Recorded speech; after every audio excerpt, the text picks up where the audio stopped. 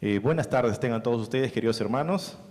Estamos muy contentos de tenerlos aquí y también emocionados porque después de una temporada de estudio, ¿no?, durante los jueves en la semana, ahora culminaremos esta etapa de estudio con este simposio teológico. Tenemos a bien la presencia del pastor Joel Turpo, el pastor Ronald Aquije y posteriormente el pastor Rubén Montero, quienes nos acompañarán durante esta tarde a través de cada ponencia para poder aprender, ¿no?, con el favor de Dios. Así que les extiendo una cordial bienvenida, un fuerte abrazo para todos ustedes.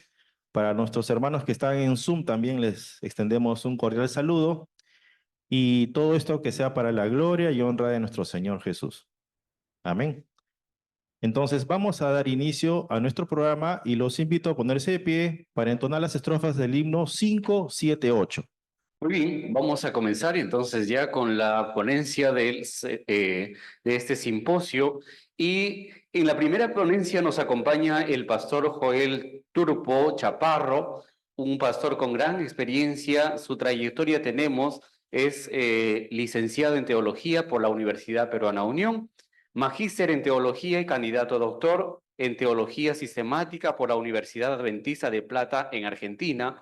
Trabajó varios años como pastor distrital, capellán de instituciones educativas adventistas, siendo a su vez docente de Biblia. Desde el 2009 trabaja en la Universidad Peruana Unión en la Facultad de Teología y en los últimos 5 años ha sido director de Bienestar Universitario de la UPU Campus Tarapoto. Actualmente es director de la Escuela Profesional de la Facultad de Teología. Y vamos entonces a dar este espacio al pastor Joel Ricardo Turpo Chaparro. El tema que él nos hablará es una mirada al juicio investigador y la misión de la Iglesia. Al finalizar esta ponencia, hermanos, vamos a tener una ronda de preguntas, así que preparen sus preguntas y luego el pastor las absolverá. Muy bien, vamos a dar la bienvenida. Ya está con nosotros nuestro pastor Joel Ricardo Turpo Chaparro. Saludamos, hermanos, damos la bienvenida y dejamos este espacio con él.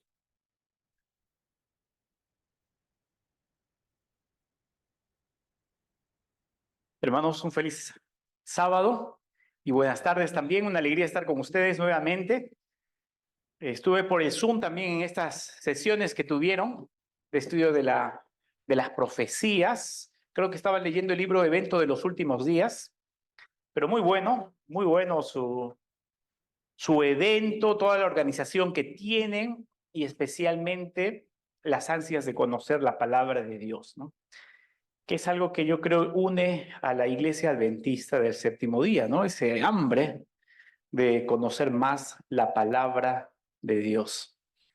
Y en esta ocasión vamos a estudiar este tema del juicio investigador y la misión de la iglesia. Y es un tema realmente muy interesante. En realidad no los podemos separar, no los podemos separar.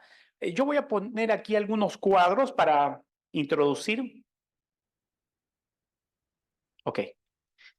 Voy a poner algunos cuadros, ¿está bien? Primeramente, para que ustedes vean que cuando nosotros hablamos del juicio investigador, también estamos hablando de la predicación y la terminación del evangelio al mundo entero, ¿ok?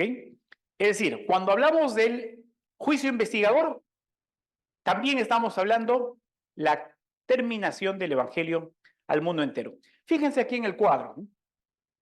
Cuando nosotros revisamos Apocalipsis 13 y 14, nosotros tenemos esta estructura.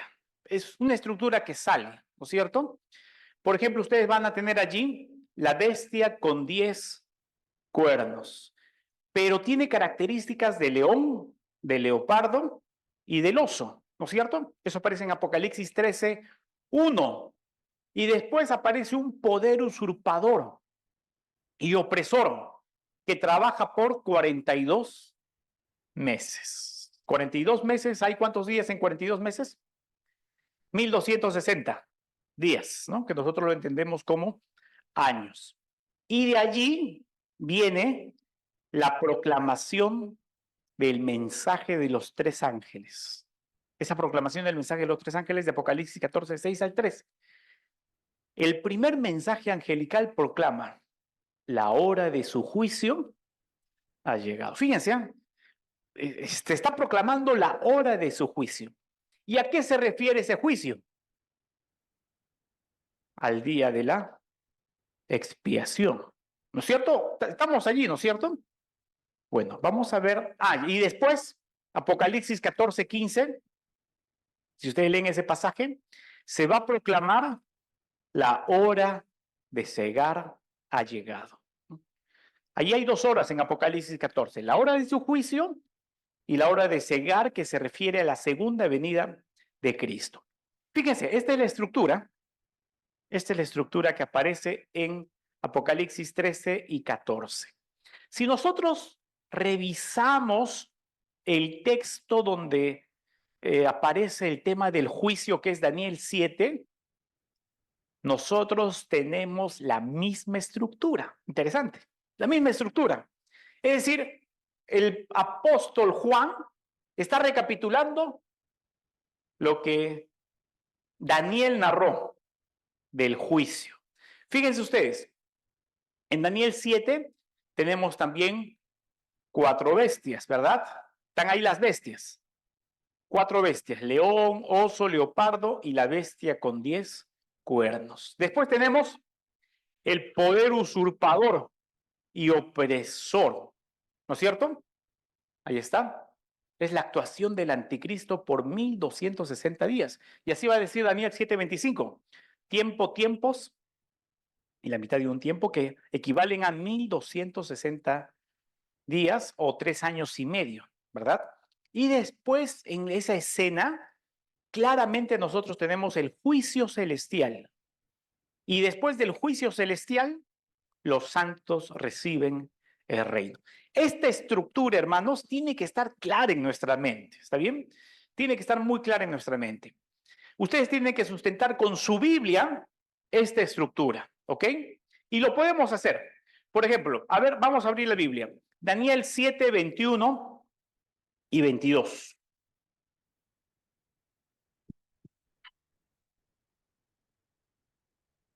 Daniel 7, 21 y 22.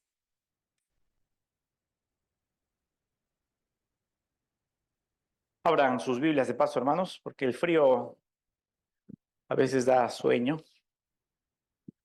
Así que abramos la Biblia. ¿Ok? Miren, lo que dice. Y veía yo que este cuerno hacía guerra contra los santos y los vencía. Ese es ese poder usurpador y opresor que está actuando allí. Está luchando contra los santos y los está venciendo. Versículo 22. Hasta que vino el anciano de días y se hizo justicia a los santos del Altísimo. Ese es el juicio. Juicio investigador. ¿Está bien? Ese es el juicio investigador. El juicio investigador, de acuerdo a este pasaje de la Biblia, Daniel 7, 21, se da a favor, perdón, el 22, se da a favor de los santos del Altísimo. Por eso decimos que el juicio comienza con la casa de Dios, no solo nosotros. Pedro lo dijo, el juicio tiene que empezar por la casa de Dios. ¿Estamos claros, hermanos, cierto? ¿Estamos claros? Hay un juicio que se está realizando y después del juicio dice, y llegó el tiempo y los santos recibieron el reino. ¿Ok? Entonces, ¿cuándo sucede el juicio? ¿Después de que los santos reciben el reino? No, es antes de la segunda venida de Cristo. Lo mismo si ustedes leen en Daniel 7, 25 y 26. Hablará palabras contra el Altísimo, hablando de ese poder usurpador y opresor que actuará por 1260 días. Hablará palabras contra el Altísimo, a los santos del Altísimo quebrantará. Pensará en cambiar los tiempos y la ley. Serán entregados en sus manos hasta tiempos y medio tiempo, ¿no? Ahí está el poder usurpador y opresor. Pero se sentará el juez y le quitará su dominio para que sea destruido y arruinado hasta el fin. Allí viene el juicio. Y después del juicio, el 27, y que el reino, el dominio y la majestad de los reinos debajo de todo el cielo sean dados al pueblo de los santos del Altísimo. El juicio es antes de la venida de Cristo. Y fíjense ustedes aquí, voy a seguir armando el cuadro. Aquí unimos lo que dice Apocalipsis 13 y 14 con Daniel 7. Es lo mismo.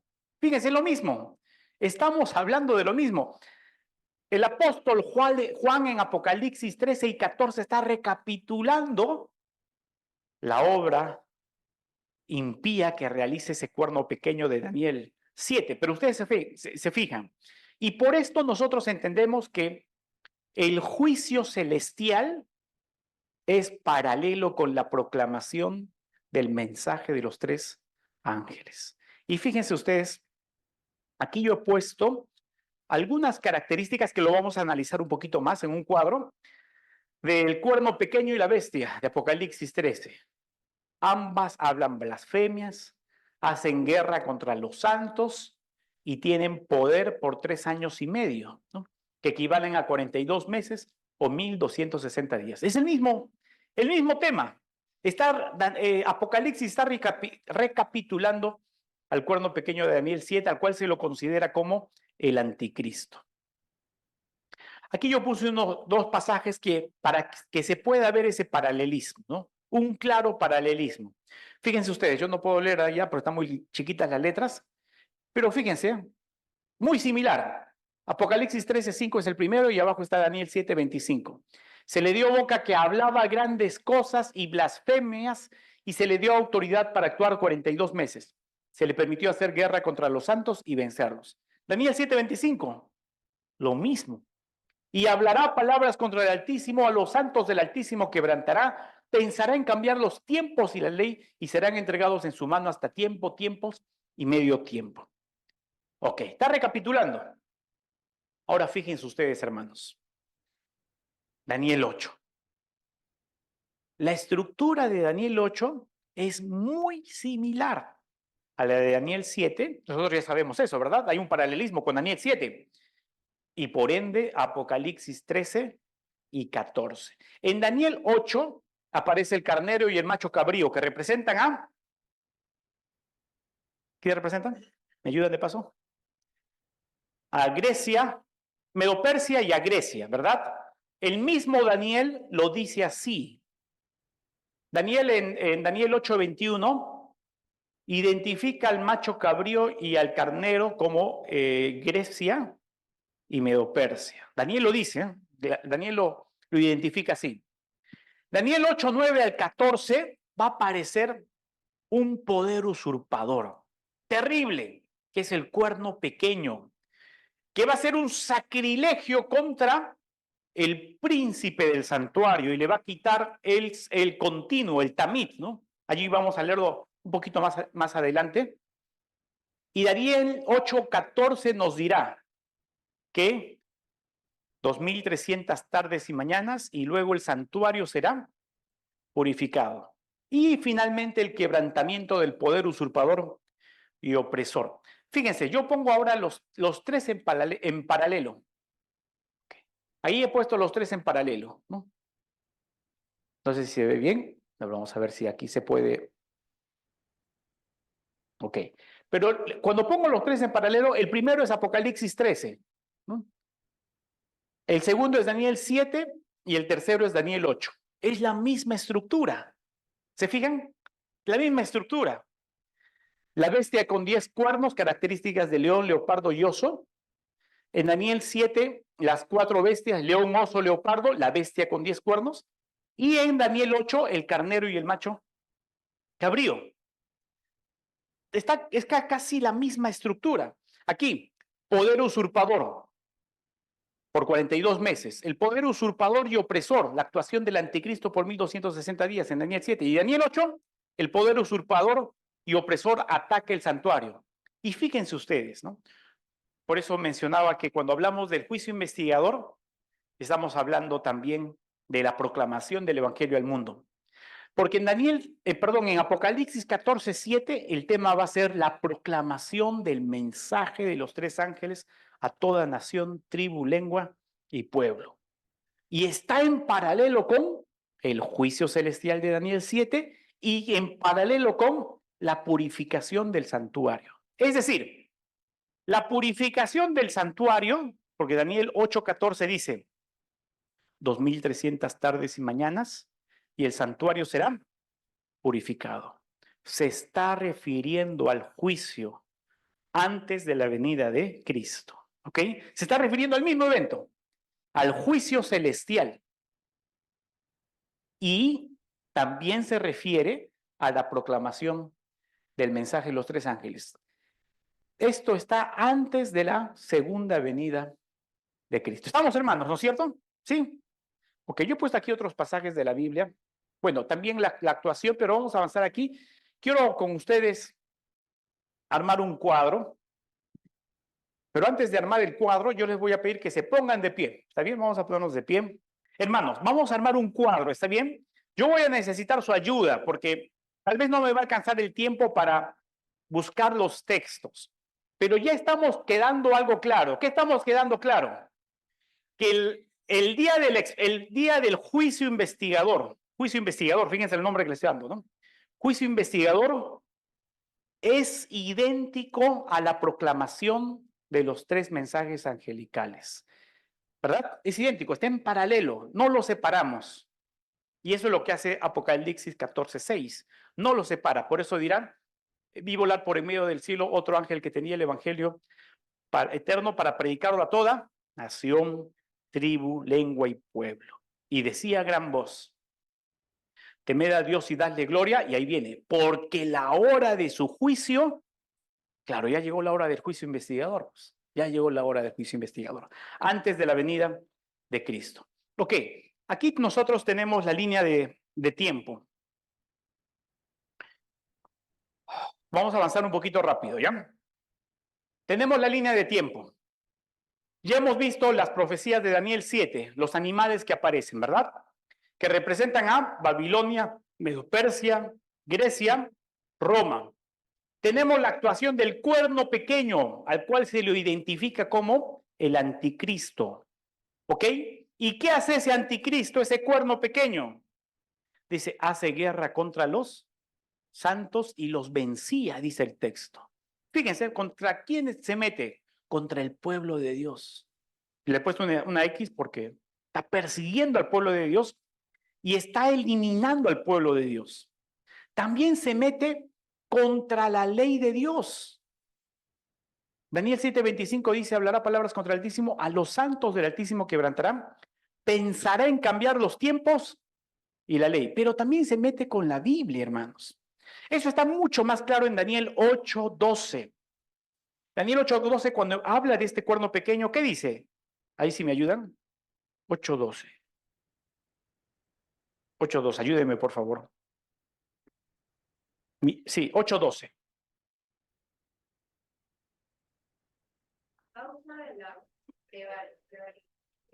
Sí. Echó por tierra la verdad. E hizo cuanto quiso y prosperó, ¿no? Pero echó por tierra la verdad. ¿Y cuál es la verdad? Tu palabra es verdad. Se fue contra la Biblia también, hermanos. Pisotea la Biblia. Y eso es verdadero. Porque el anticristo, que es el sistema papal, el cuerno pequeño, ¿cambió la ley? Sí, cambió la ley. Si ustedes abren hoy día el catequismo de la Iglesia Católica, ustedes encuentran la ley cambiada. ¡Qué atrevimiento! ¡Qué atrevimiento, hermanos, de cambiar la ley de Dios! Han eliminado de allí el tercer mandamiento. No, el segundo mandamiento. El segundo mandamiento lo ha eliminado, que es, no te inclinarás a ellas ni las honrarás. Ese mandamiento ya no está allí. Y el cuarto mandamiento, como dice la profecía, cambió, ¿no? Ahora dice, santificar las fiestas. Y el último mandamiento, para que alcance a 10, lo ha duplicado, ¿no? Lo ha duplicado. Y no solo se ha ido contra los mandamientos, sino contra la palabra de Dios con doctrinas falsas, espurias. No tenemos tiempo para hablar, ese sería otro seminario. Pero también hablará palabras contra el Altísimo. Yo puse aquí solo la persona de Jesucristo, pero es contra la Trinidad, que también pisotea la Trinidad. Después de esto, bueno, se le da 1200 años de actuación que empieza en el año 538, ¿verdad? Cuando se cumple el edicto de Justiniano que le da al papado todos los poderes políticos, ¿no? Se le da poder político, civil y religioso al papado, de tal forma que el papa podía cambiar los reyes. Los reyes que eran nombrados tenían que ser con el permiso de el papa, ¿no? Tremendo poder, un poder muy fuerte. Hasta 1798 dice bueno, está la profecía, cuando fue la herida de muerte que se le dio al sistema papal. En la Revolución Francesa se aprisiona al Papa, el general Berthier, ustedes saben la historia, ¿verdad? Y el Papa Pío VI, que es aprisionado, el año siguiente muere, ¿no? Y ahí se está la herida de muerte. Y después de eso, en Daniel 7, claramente aparece la escena del juicio, la escena del juicio. Eso es muy claro allí, hermanos. Daniel 7, 7, 9, 10 y 7, 22 que hemos leído también. Pero está la escena del juicio y después del juicio, la segunda venida de Cristo. Los santos reciben el reino. Eso está claro. Y lo pongo ahora a Daniel 8 y 9. Ojo, Daniel 8 y 9 son la misma profecía, aunque están separadas por años, pero es la misma profecía. Daniel 9 interpreta la profecía de Daniel 8. ¿Y de qué nos habla Daniel 8 y 9? Es interesante que cuando ustedes empiezan a leer Daniel 8, cambia el idioma, porque Daniel, desde el capítulo 2, versículo 4, se cambia, ya no escribe Daniel en hebreo, escribe en arameo. Escribe en arameo, que era la lengua no de los judíos, era la lengua de los gentiles, también era la lengua del mundo. Empieza a escribir en arameo. Pero cuando llega a Daniel 8, vuelve al hebreo. ¿Por qué vuelve al hebreo? En Daniel 7 ustedes tienen bestias inmundas, animales inmundos, el león, el leopardo, el oso, son animales inmundos, pero en Daniel 8 tenemos animales limpios que se pueden comer, el macho cabrío y el carnero. Y estos animales son especiales porque son los animales que pueden ser sacrificados en el santuario. Es decir, con esas señales, Daniel está tratando de que nosotros, y Dios le está mostrando eso en la visión, nos fijemos que hay una concentración ahora en las escenas que están ocurriendo en el santuario terrenal. ¿Está bien? Para Daniel. Para nosotros, celestial. Ok. Fíjense ustedes que Daniel 8, si nosotros leemos Daniel 8, hay un ataque contra el Mesías príncipe y el ministerio que ese Mesías príncipe realiza, ¿verdad? ¿Cuál es el ministerio que el Mesías príncipe está realizando en Daniel 8? A ver, lean ustedes Daniel 8 desde el versículo 10. Vamos a leerlo, ¿está bien? Fíjense ustedes. Vamos a estudiar. Hemos venido a estudiar la Biblia. Abran su Biblia. Daniel 8:10. Fíjense lo que dice, ¿no? De uno de ellos salió un cuerno pequeño. Este es el versículo 9, ¿no? Y voy al 10. Creció hasta llegar al ejército del cielo. Parte del ejército y de las estrellas echó por tierra y las pisoteó. Aún se engrandeció contra el príncipe de los ejércitos. Ese príncipe de los ejércitos, en Daniel 9, se lo va a llamar el Mesías príncipe. Y le dice, por él fue quitado el continuo. ¿Qué le quita? El continuo. Y el lugar de su santuario fue echado por tierra. Yo les pregunto, hermanos, ¿qué significa el continuo?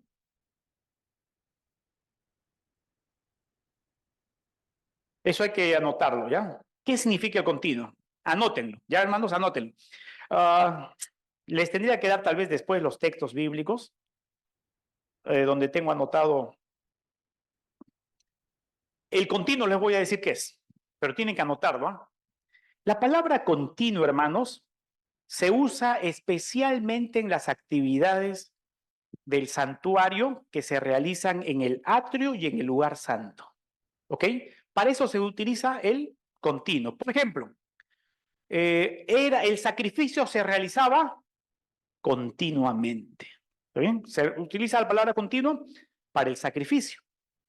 Para la luz que alumbraba en el lugar santo. En el lugar santo estaba el candelabro que alumbraba continuamente. Los panes de la presencia se cambiaban semanalmente, continua. Y se utiliza la palabra continuo. El incensario que estaba humeando, humeaba continuamente. Pero hasta ahí queda. No se utiliza la palabra continuo, tamit es en hebreo, en las actividades del lugar santísimo. Solo llega al lugar santo. Por lo tanto, hemos identificado que el continuo representa tanto al sacrificio expiatorio de Cristo, al sacrificio y a la intercesión del santuario, que son las actividades que se realizaban en el atrio, porque en el atrio estaba el altar del holocausto, y en el lugar santo. En el lugar santo se realizaba la intercesión. Pero estos dos no están separados, ¿ah? No están separados. Tanto el sacrificio como la intercesión del sacerdote eran dos caras de una misma moneda. ¿Está bien? No podían ir separadas. ¿Estamos bien, hermanos? Entonces, ¿qué significa el continuo? Es el sacrificio y la intercesión. Eso es muy importante, eso es muy importante. Porque eso, ahora présteme atención, el sacrificio y la intercesión es lo que le está arrebatando el cuerno pequeño al príncipe de los ejércitos. Eso le está quitando de acuerdo a la profecía.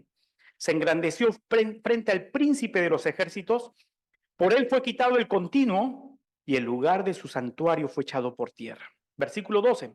A causa de la prevaricación le fue entregado el ejército junto con el continuo. Echó por tierra la verdad e hizo cuanto quiso y prosperó. Ahora, ustedes me van a perdonar, hermanos, ¿no?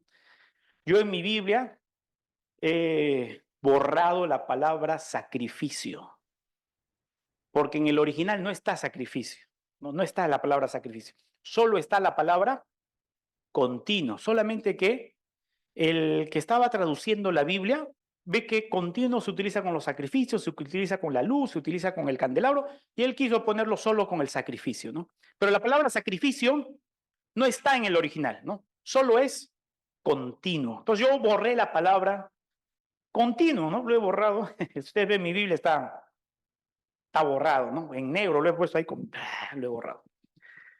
Porque está mal la traducción. ¿Está bien? Solo es continuo, solo es continuo. Entonces, cuando uno lee continuo sacrificio, se equivoca, porque uno piensa que solo se está refiriendo al sacrificio de Cristo y se borra de la mente la imagen de la intercesión sacerdotal que está realizando Cristo. Ahora, estos dos ministerios, el libro de Daniel 9:24, nos va a decir que están ocurriendo. Ojo, Daniel 9, 22, 23, 24 hasta el 27 nos van a decir la apertura de este ministerio. 70 semanas están determinadas sobre tu santa ciudad. ¿Se acuerdan ustedes? Sobre tu pueblo y sobre tu santa ciudad. Literalmente debería decir Daniel 9:24, estoy leyendo. Ustedes saben subir Daniel 9:24. Para destruir la rebelión, sellar el pecado y expiar la iniquidad. Eso va a decir Daniel 9:24. Y después va a decir, ojo con eso, ¿a qué se está refiriendo eso? Destruir la rebelión, sellar el pecado, expiar la iniquidad. Se está refiriendo al sacrificio de Cristo. ¿Cuándo fue realizado eso? Ahí está, por eso, en este lugar se realizaba el sacrificio y ahí está la cruz.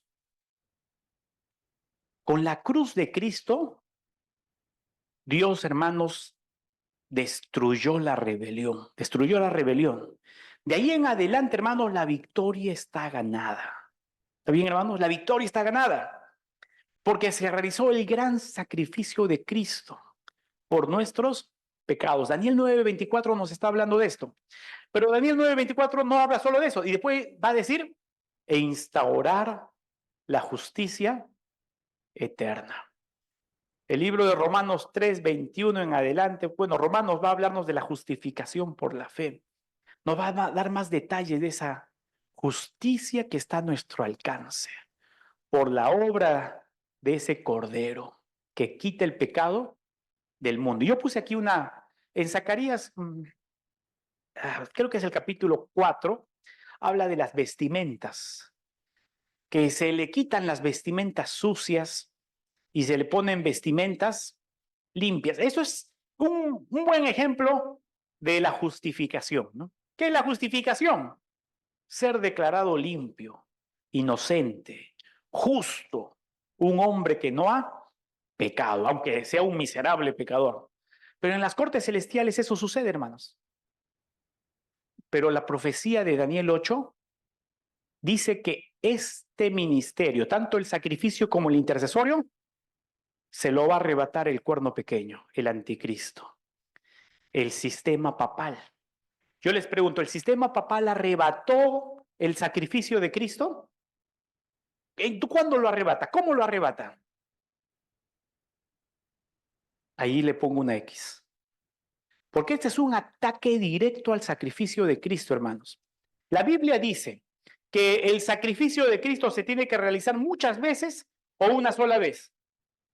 Una sola vez. Aquí yo tengo los pasajes. Hebreos 7:27, 9:28, Hebreos 10, 11 y 12. Esos pasajes nos van a hablar que el sacrificio se da una sola vez para siempre. Ya no se puede repetir el sacrificio de Cristo. Pero es interesante, hermanos, que el sistema papal ha establecido la Eucaristía, que es la celebración de la Cena del Señor. Pero en esa celebración de la Cena del Señor, ellos tienen una mesa y en esa mesa tienen el pan y el vino. Y hay una palabra que se llama la transustanciación, que es el poder que tiene el sacerdote de llamar a Cristo, vamos a decir así, llamar a Cristo y convertir ese pan en el verdadero cuerpo de Cristo y ese vino en la verdadera sangre de Cristo y vuelve a sacrificar a Cristo. Si ustedes van a buscar las páginas de internet de la Iglesia Católica y buscan Eucaristía, la celebración de la misa, buscan la transustanciación, ustedes van a encontrar esto, ¿ok? Ellos lo dicen claramente. El sacerdote tiene ese poder de convertir el cuerpo de Cristo en ese pan y la sangre de Cristo en la sangre, en ese vino en la sangre de Cristo. Y vuelven a sacrificar a Cristo, lo cual la Biblia dice que no se puede hacer. Es un pisoteo al sacrificio expiatorio de Cristo. Le está arrebatando el sacrificio de Cristo, lo que decía la profecía. Y no solo le arrebata el sacrificio de Cristo, sino también su intercesión. Porque ahora el sacerdote también puede perdonar pecados. Claro, esa es la diferencia. Si un pastor adventista se encuentra con un sacerdote, el sacerdote le va a decir, yo tengo más poder que tú, le va a decir, ¿no? Yo puedo perdonar pecados y yo puedo llamar a Cristo y transformar el pan y el vino en el cuerpo y la sangre de Cristo. Un tremendo poder, ¿no? Tiene más poder que un pastor adventista, ¿no? Pero ese acto intercesorio es un acto blasfemo contra el ministerio de Cristo en el santuario celestial. Porque solo tenemos un intercesor, ¿verdad? Jesucristo hombre, un abogado para con el Padre, Jesucristo. Primero Juan 2:1 va a hablarnos, ¿no? Hijitos míos, no os preocupéis si alguno hubiera pecado, porque abogado tenemos para con el Padre a Jesucristo, el justo, y Él está allí, hermanos, intercediendo por nuestros pecados. Pero no solo establece a los sacerdotes, sino también establece la mediación de los santos. que han muerto, ¿no? Y eso se va contra una de las doctrinas más importantes de la Biblia, que es la mortalidad del alma o de la persona. Y también establece a María, la madre de Jesús, como la madre de Dios, ¿no?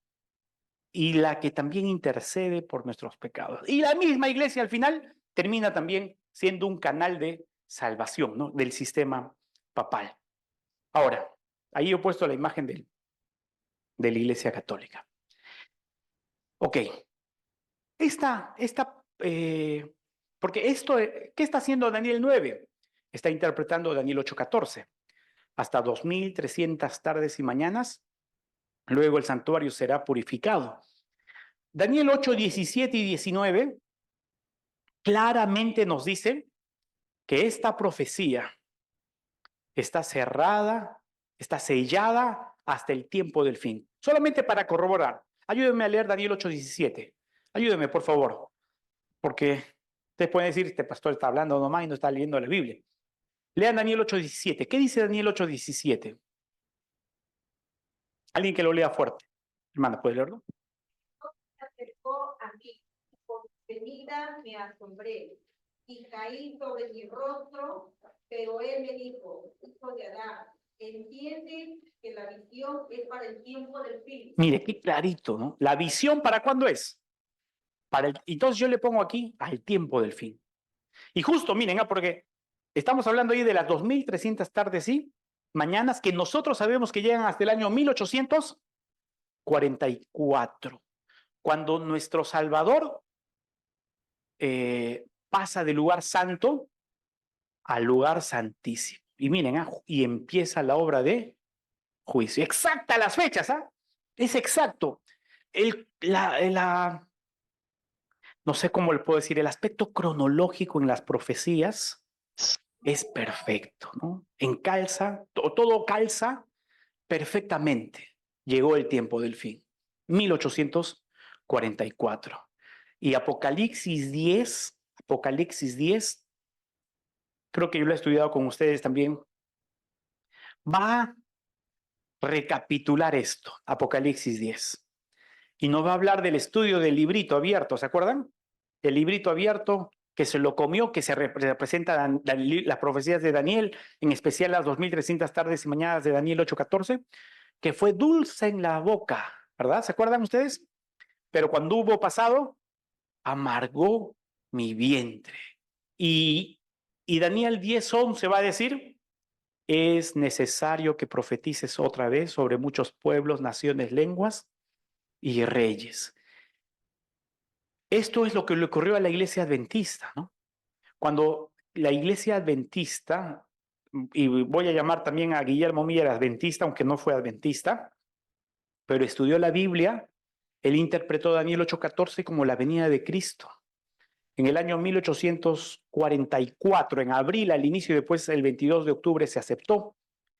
Y ese mensaje era dulce, ¿no? Como la miel, como decía Apocalipsis 10, y después cuando pasó el vientre, fue amargo, porque fue un gran chasco, porque Jesús no vino. Y Apocalipsis 10:11 termina diciendo, es necesario que profetices otra vez. ¿Y quién nace justo allí? Es interesante, he puesto ahí el logo de la iglesia adventista. Nace la iglesia adventista y se empieza a proclamar el mensaje de los tres ángeles. Ahí voy a resumir el mensaje de los tres ángeles, ¿ya, hermanos? No me va a alcanzar el tiempo porque 4:10, ¿no? Pero vamos a resumir allí el mensaje de los tres ángeles.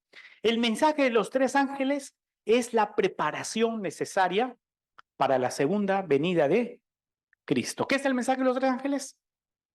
Es la preparación necesaria, hermanos, para la venida de Cristo. Fíjense ustedes, tenemos que leer, porque hemos estudiado Apocalipsis. Yo no he puesto acá Apocalipsis 13, lo he sacado Apocalipsis 13 porque sabía que no nos iba a alcanzar el tiempo. Pero ya lo hemos estudiado al inicio, Apocalipsis 13. Pero fíjense, ¿qué se está pisoteando? A los santos del Altísimo. ¿Y qué hace el mensaje de los tres ángeles?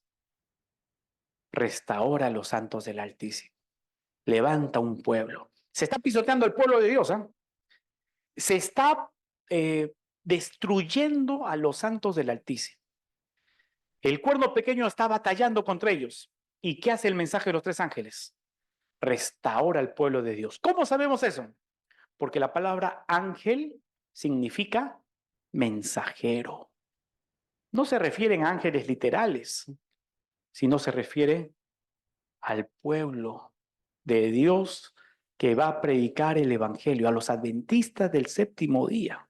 Nosotros estamos allí profetizados, hermanos. Entonces, lo que se está restaurando es, primero, el pueblo de Dios. En segundo lugar, allí en Apocalipsis 14:6 dice, vi otro ángel que tenía, vi otro ángel, ¿no?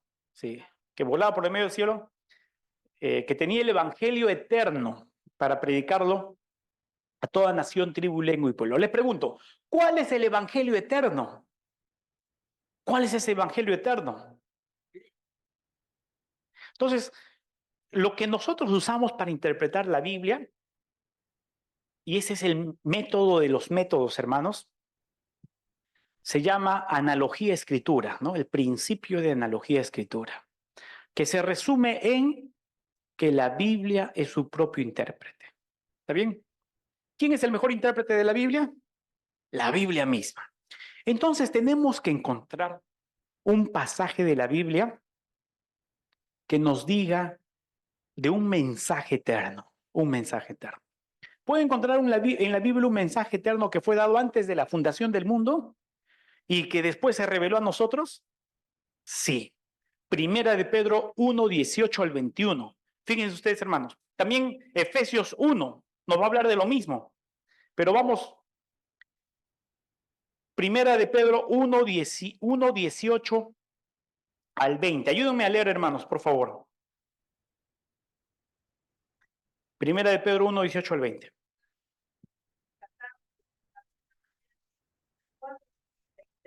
Padres, no con cosas corruptibles como oro o plata, sino con la sangre preciosa de Cristo, como un cordero sin mancha y de contaminación, ya destinado desde antes de la fundación del mundo, pero manifestado en los postreros tiempos por amor de nosotros. Fíjense, antes de la fundación del mundo estaba destinado el cordero. Este es un mensaje eterno, porque estaba antes de la fundación del mundo. Cuando Adán y Eva pecaron, hermanos, por eso se les da la primera profecía mesiánica en Génesis 3:15. Porque ya estaba el evangelio, ¿ok? Y se les predica a ellos las buenas nuevas de salvación en el Hijo de la Mujer. ¿Se acuerdan qué dice Génesis 3:15? Y pondré enemistad entre ti y la mujer, entre tu simiente y la simiente suya. Este te herirá en la cabeza, tú le herirás en el talón. Le está hablando del Mesías. Ese es el evangelio, hermanos, centrado en la salvación del Mesías. Y en Efesios 1, 3 al 5, ustedes también pueden encontrar lo mismo de este evangelio eterno. ¿Está bien? Efesios 1, versículo 3 al 5. Entonces nosotros hemos identificado, vamos a avanzar, allí he puesto la cruz. ¿Está bien?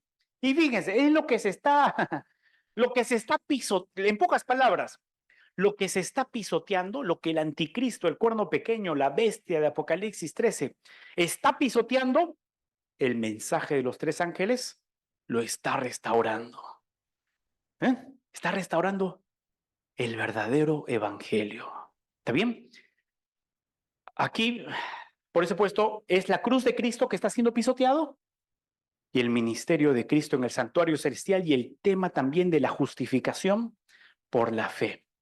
Ahora decía, ¿no? A gran voz, temed a Dios y dadle gloria porque la hora de su juicio ha llegado. ¿Qué significa temer a Dios? Y dadle gloria. Temed a Dios y dadle gloria porque la hora de su juicio ha llegado. Yo tengo aquí varios pasajes, especialmente en Deuteronomio aparece esta terminología de temer a Dios varias veces y se le da una interpretación. A ver, ayúdenme, hermanos. Deuteronomio 5:29, 6:2. Hay más pasajes, pero Deuteronomio 5:29. Ayúdenme a leer, por favor. Sí, hermana. 5:29.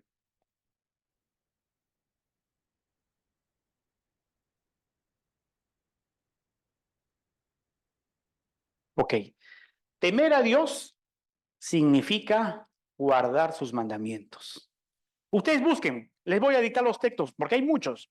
Deuteronomio 6:2, Deuteronomio 8:6, Deuteronomio 13:4, Deuteronomio 10:12, versículo 13, Deuteronomio 11:1.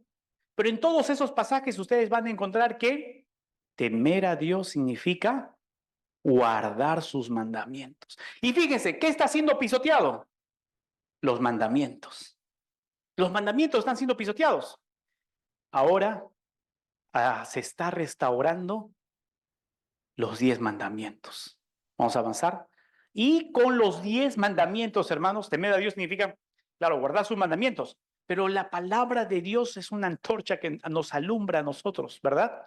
El lugar oscuro. También se restauran las verdades, las doctrinas, las enseñanzas de la palabra de Dios.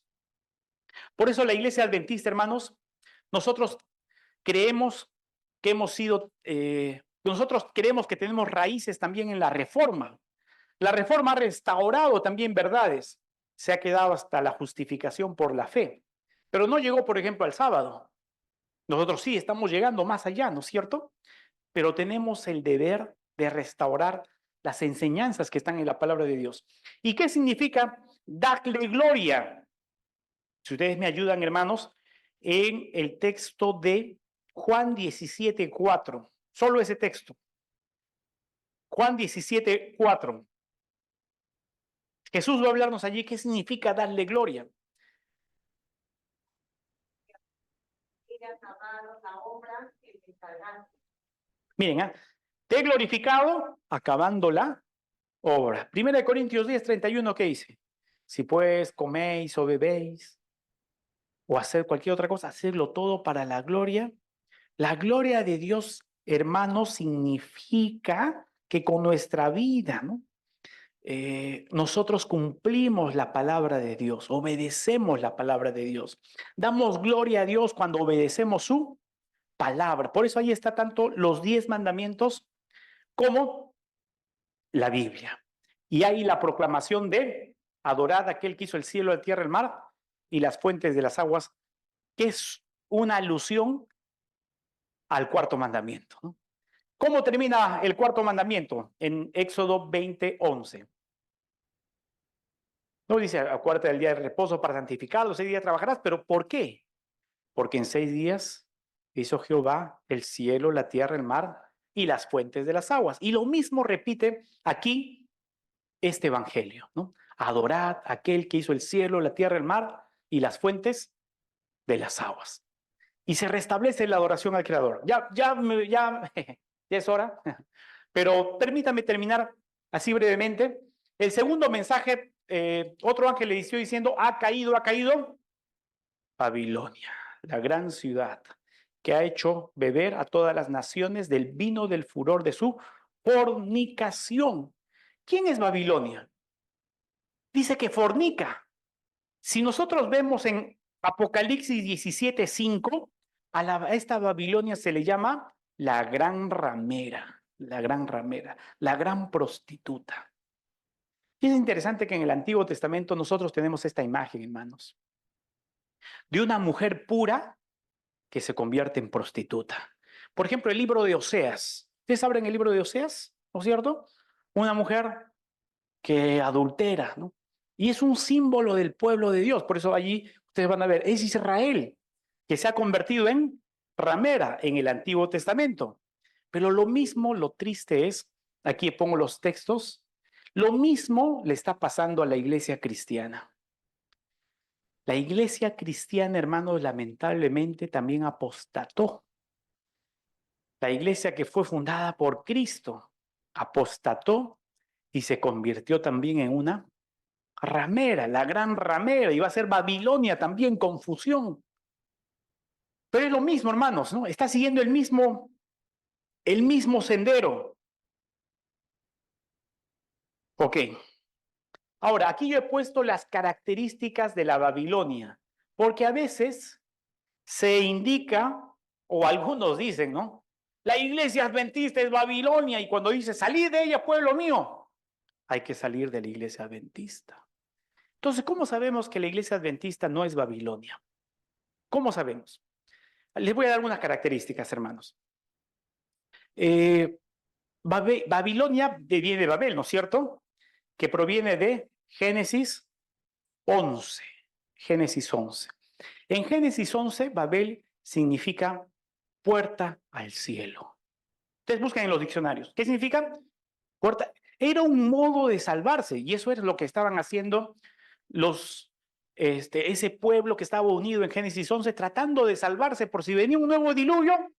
Ellos se salvaban construyendo esa torre de Babel. Era una falsa enseñanza de salvación, falsa enseñanza de salvación. Pero si ustedes leen Génesis 11, ustedes van a encontrar que Babel, allí se confundió las lenguas, porque también empieza a cobrar ese nuevo significado, confusión. Entonces, Babel es un sistema es un sistema que predica falsas enseñanzas, ¿ok? Falsas doctrinas. Y ya hemos visto quién está enseñando falsas doctrinas. El cuerno pequeño, el sistema papal. Y Babilonia después se va a usar, especialmente en el libro de Daniel, como el pueblo que destruye al pueblo de Dios. ¿Se acuerdan ustedes? Nabucodonosor entra y destruye y toma prisioneros, se lleva a Daniel, a sus amigos. Es un pueblo que ataca al pueblo de Dios, pisotea a los santos del Altísimo. Es un pueblo que persigue a los santos. Por esas indicaciones, hermanos, yo he puesto allí que Babilonia es un sistema que rechaza la verdad. Rechaza la verdad. Tiene un falso sistema de adoración y suprime la libertad, ¿no? Esas tres características. Ahora, si ustedes lo aplican eso a la iglesia adventista, no van a encontrar eso, ¿no? No van a encontrar eso. Porque tiene que tener esas características Babilonia. Y el mensaje final en Apocalipsis 14, 9, si no me equivoco, del mensaje de los tres ángeles. Ok, el mensaje de los tres ángeles. Ok, dirá, si alguno adora a la bestia o a su imagen y recibe la marca en su frente o en su mano, él también beberá del vino de la ira de Dios que ha sido vaciado puro en el cáliz de su ira. Bueno, dice, adora a la bestia y a su imagen. ¿Y qué significa la marca? Porque ahí dice que se les pondrá una marca, ¿no? ¿Cuál es la marca? Adoran a la bestia, reciben su marca. Yo he puesto ahí la imagen de la moneda del César, porque el César ponía su marca y era una imagen de pertenencia, de pertenencia. Y dice que esa marca le tiene que ser puesta en la mano, en la frente o en la mano. Entonces, especialmente cuando yo reviso la Biblia, ¿qué cosas pueden ser puestas en la mano y en la frente? Yo encuentro, por ejemplo, el texto de Deuteronomio 6, 4, 5 y 6, que dice, las astarás en tu frente y en tu mano. ¿Qué dice? ¿Qué los judíos ataban en su frente o en su mano? Filactería se llamaban, ¿no? Ellos, ¿qué eran las filacterías? Eran unas cajitas, tiene otro nombre también, donde los judíos colocaban textos importantes de la Biblia, especialmente de Deuteronomio, y se los memorizaban de memoria, se los memorizaban. Y todas las mañanas, en las mañanas y en las noches, ellos repetían de memoria, ¿no? Se lo ponían en la frente, en la mano, para estas filacterías, y empezaban a repetir, ¿no? Hasta ahora, los judíos siguen repitiendo, pero es una señal de que ellos están aceptando el gobierno de Dios, están aceptando los preceptos de Dios. Y por ende podemos nosotros pensar, voy a avanzar allí, que es una aceptación de los principios apóstatas, ¿no? De la bestia. Todo ese vino espurio, ¿no? Esa marca de la bestia, especialmente en relación con la rebelión, ¿no? El rechazo de los 10 mandamientos. Yo le he puesto allí la imagen de una persona en la madrugada que está orando, porque nosotros cada mañana que nos levantamos y hacemos nuestro culto, ¿cuál es el propósito de levantarnos tan temprano y leer la Biblia y orar? ¿Por qué nos levantamos tan temprano? ¿Por qué luchamos, nos predica vez tras vez eso? Porque cada culto que yo realizo, hermanos, tengo que rendirme a la voluntad de Dios. Si yo no me rindo por ese día a la voluntad de Dios, ese culto no tiene sentido. Tengo que rendirme a la voluntad de Dios. Por eso es una rendición a los principios. Correcto sería nuestro culto personal, pero la marca sería lo contrario. Y el vino, si ustedes buscan allí, en Isaías 51, 17 al 23, ustedes van a ver, hermanos, que Israel bebió la copa del vino, que se están refiriendo a juicio, a un juicio de Dios. Y es interesante que cuando uno lee, vamos a avanzar acá, cuando uno lee, especialmente cuando Jesús está en el Getsemaní, le puse solamente allí la imagencita, ¿no? De Jesús orando en el Getsemaní, Jesús ora, pase de mí esta copa. ¿Qué copa estaba bebiendo Jesús allí? Era la copa de la ira de Dios. Él estaba bebiendo por nosotros, para que nosotros, que lo aceptamos como nuestro Salvador, ya no tuviéramos que beberla. Y termina diciendo el mensaje de los tres ángeles en Apocalipsis 14:12. Aquí está la paciencia de los santos, los que guardan los mandamientos de Dios y tienen el testimonio de Jesús. Voy a completar aquí el cuadro. ¿Está bien, hermanos? Pero fíjense, creo que ahí acaba. Sí, ahí acaba. Ok, ahí acaba el cuadro. No, ahí abajo había otro cuadro más de Apocalipsis 12 y 13, pero ya no lo he completado por el tiempo. Pero ustedes ven así en resumen que lo que está siendo pisoteado, atacado por el cuerno pequeño, el sistema papal, la bestia, el anticristo, ahí está atacando a Dios, la Biblia, el sábado, la ley de Dios, al pueblo de los santos, el ministerio de Cristo en el santuario celestial, su crucifixión. El mensaje de los tres ángeles empieza a restaurarnos, ¿no? Empieza a restaura al pueblo de los santos, restaura la ley de Dios, restaura la observancia del sábado, restaura la verdad, restaura la adoración al verdadero Dios, restaura el ministerio de Cristo en el santuario celestial, que es una verdad que todavía muchas iglesias no consideran, ¿no? Solo consideran el sacrificio de Cristo, mas no el ministerio de Cristo como nuestro sumo sacerdote. Y por eso, hermanos queridos, el tema que ustedes me han pedido, ¿no? Del juicio investigador y la misión de la iglesia van de la mano, ¿no? Van de la mano. Nosotros tenemos el deber de proclamar el evangelio al mundo. Dios los bendiga, hermanos. Van a perdonar si tienen alguna pregunta. Muchas gracias al pastor Joel Turpo por este importante mensaje. Hermanos, vamos a pasar a este espacio de preguntas. El tiempo es corto, así que, hermanos, si tienen alguna pregunta, lo pueden hacer en este momento. ¿Sí? Hermana Liliana, adelante. Buenas tardes, pastor. Mi pregunta es, ¿por qué inician con el 538 los 1260 años? Ya que el papado bizantino inició el 537 hasta el 700 y tanto, y los papas necesitaban la autorización del emperador para poder hacer sus actividades eclesiásticas, ¿no? Esa es mi pregunta.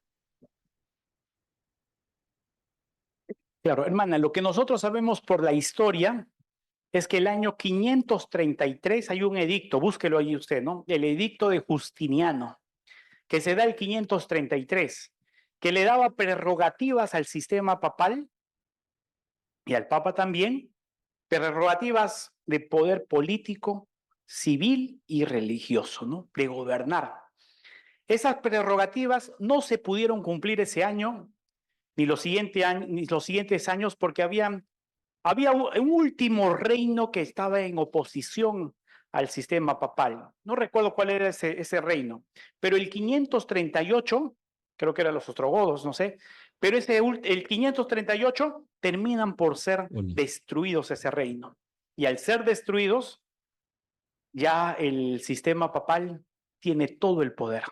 Se cumple el edicto de Justiniano, que le da esas prerrogativas al sistema papal, y por eso nosotros empezamos a contar desde ese año. Pero es interesante porque si usted le suma 1260, justo llegamos a 1798, cuando el general Berthier entra y aprisiona al Papa Pío VI y lo manda a la cárcel, ¿no? Entonces, es exacta la fecha y nosotros consideramos esas fechas fieles, fidedignas. La interpretación para nosotros es muy clara y muy correcta, ¿no? Al respecto. Ujú. Muy bien, muchas gracias, doctor. Muchas gracias, hermana Liliana, por esta pregunta. ¿Alguna otra pregunta del público? El hermano Ricardo Ordóñez.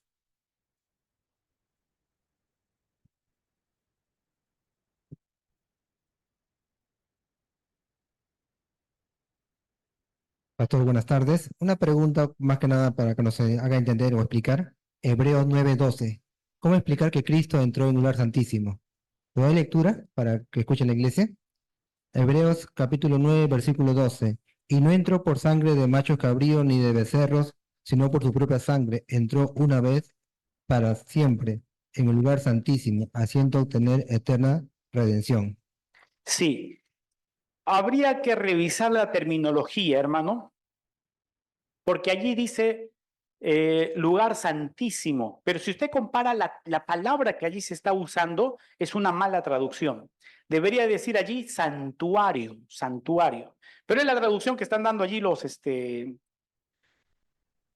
es la traducción que está dando, ¿no es cierto?, la persona que está traduciendo la Biblia. Pero está tratando de traducir allí. Sí, pero igual, pero la Biblia Andrews, claro, la Biblia Andrews no es que lo hayan escrito los adventistas.